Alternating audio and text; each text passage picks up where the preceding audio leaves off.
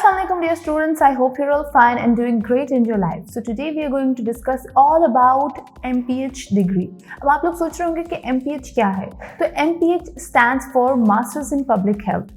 अब public health एक ऐसी डिग्री है जो कि बहुत ही इनफॉर्मल टाइप ऑफ डिग्री है पाकिस्तान की, और इसको अभी ज़्यादा लोग इस तरीके से नहीं जानते क्योंकि गवर्नमेंट यूनिवर्सिटीज़ में जो है ये डिग्री अभी करवाना स्टार्ट हुई है।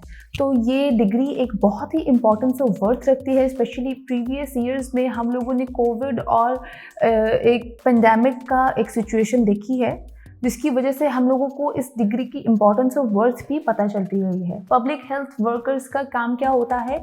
पब्लिक हेल्थ वर्कर्स का काम होता है टू एजुकेट पीपल, कम्युनिटी को एजुकेट करना। कम्युनिटी में जितनी भी डिजीज़ेज़ हैं या जितनी भी कोई भी ऐसा इन्फेक्शन है जो कि कम्युनिटी को अफेक्ट कर रहा है, लार्जेस्ट एरा में जाके, लार्जेस्ट अमाउंट में जाके लोगों को अफेक्ट कर रहा है, उससे आपकी इन्वायरमेंट भी अफेक्ट हो रही है, आप ह्यूमन बॉडी भी अफेक्ट हो रही है, एनिमल्स भी अफेक्ट हो रहे हैं। तो उस तरह की डिजीज़ के बारे में अवेयरनेस करना, जैसे कोविड था, उससे हमारी इन्वायरमेंट से लेकर हमारी इकोनॉमी से लेकर हर चीज़ जो है तकरीबन अफेक्ट हो रही थी। इवन एनिमल्स भी अफेक्ट हो रहे थे।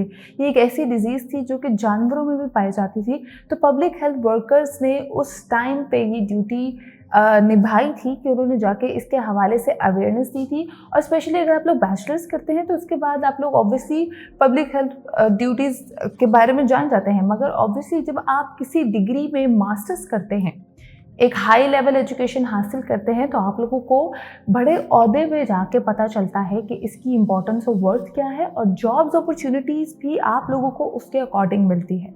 अब हम लोग जॉब अपॉर्चुनिटीज़ की बात कर रहे हैं तो मैं आप लोगों को बता दूं कि अगर आप लोग MPH की डिग्री करते हैं तो आप लोग कौन कौन से करियर्स को अडॉप्ट कर सकते हैं। बेहतरीन करियर्स की अपॉर्चुनिटीज़ हैं आप लोगों के पास, क्योंकि जैसे जैसे इन्वायरमेंट चेंज हो रही है, क्लाइमेट एक्सचेंज हो रहा है, जैसे जैसे टाइम गुजरता जा रहा है, नई नई किस्म की डिजीज़ेज़, इन्फेक्शंस और एलर्जीज़ जो है हम लोगों के सामने आ रही हैं, जो कि ना सिर्फ एक इंडिविजुअल को अफेक्ट करती है बल्कि कम्युनिटी को अफेक्ट करती हैं।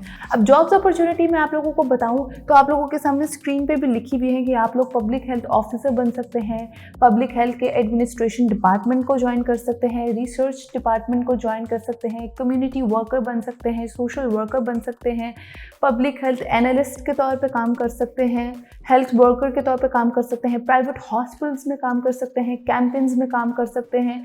उसके अलावा एक और बहुत ही इम्पॉर्टेंट जॉब है जो कि एपिडेमोलॉजिस्ट की जॉब होती है। एपिडेमोलॉजिस्ट कौन होते हैं? एपिडेमोलॉजिस्ट आर दोज स्टूडेंट जो कि डिजीज़ को, मतलब डिजीज़ की पहचान कराते हैं, आपको पता बताते हैं कि ये डिज़ीज़ जो है ये मैंने इन्वेंट की है, ये इस डिज़ीज़ पे रिसर्च करके मुझे पता चला है कि ये डिज़ीज़ की ये रीज़न है। वो कहते हैं ना, एक ट्रीटमेंट से पहले जो आप लोगों को डिज़ीज़ टेस्टिंग के थ्रू जो आप लोगों को एक प्रोसेस पता चलता है कि टेस्ट के थ्रू आपको पता चलता है मुझे ये डिज़ीज़ है, ये टेस्ट की कमी है।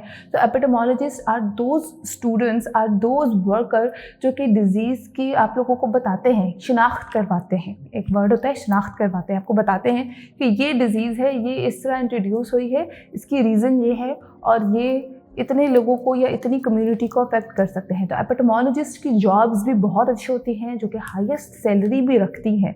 अगर आप एक्सपीरियंस भी रखते हैं, बैचलर्स करके आप लोग इंटर्नशिप करते हैं या उसके साथ साथ आप लोग फील्ड वर्क करते हैं, छोटे मोटे प्रोजेक्ट्स करते हैं, तो आप लोगों को बहुत फ़ायदा होता है। उसके बाद आप लोग जब मास्टर्स कर लेते हैं तो उसके बाद ऑब्वियसली आप लोगों को एक अच्छे ओहदे पे जाके जॉब मिलती है विद फुल एक्सपीरियंस।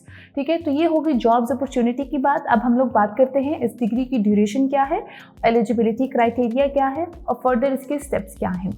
तो आप लोगों को इस डिग्री की ड्यूरेशन बता दूं तो ये डिग्री MPH की जो है, मास्टर्स इन पब्लिक हेल्थ की जो है, वो 2 इयर्स का प्रोग्राम है, जिसके टोटल 4 सेमेस्टर हैं और ईच सेमेस्टर जो है वो 6 मंथ्स का है।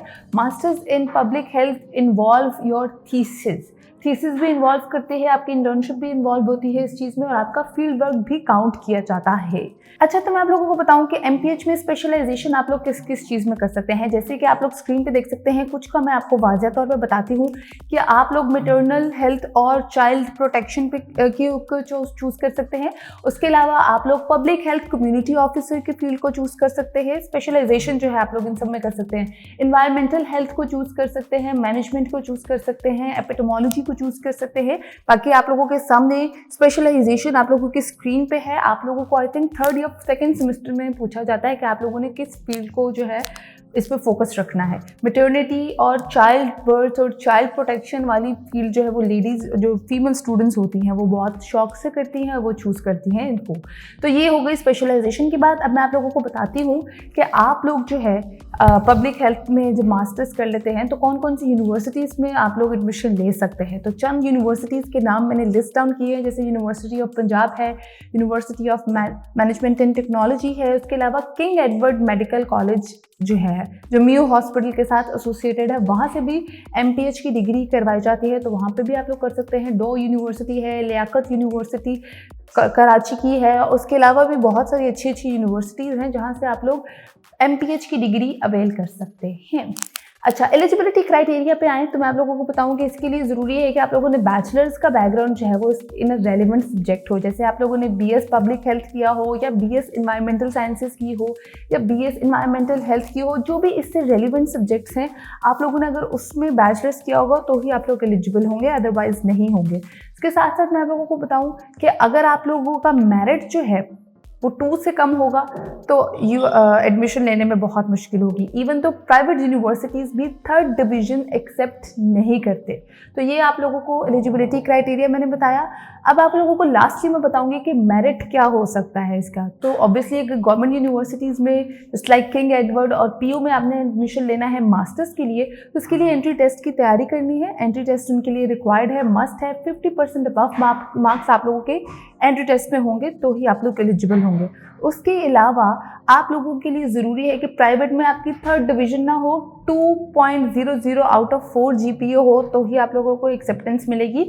और गवर्नमेंट यूनिवर्सिटीज़ में एडमिशन लेने के लिए 2.5 CGPA से अबव होना चाहिए। 2.5 जो कि 4 GPA में से हो, फिर ही आप लोगों को एडमिशन जो है वो मिलेगा। तो आई होप ये वीडियो आप लोगों के लिए यूजफुल और इन्फॉर्मेटिव साबित हुई हो। वीडियो पसंद आए तो लाइक शेयर और कमेंट जरूर कीजिएगा। मैं दोबारा आऊंगी एक और इन्फॉर्मेटिव से वीडियो के साथ। मुझे दें इजाजत। अल्लाह हाफ़िज़।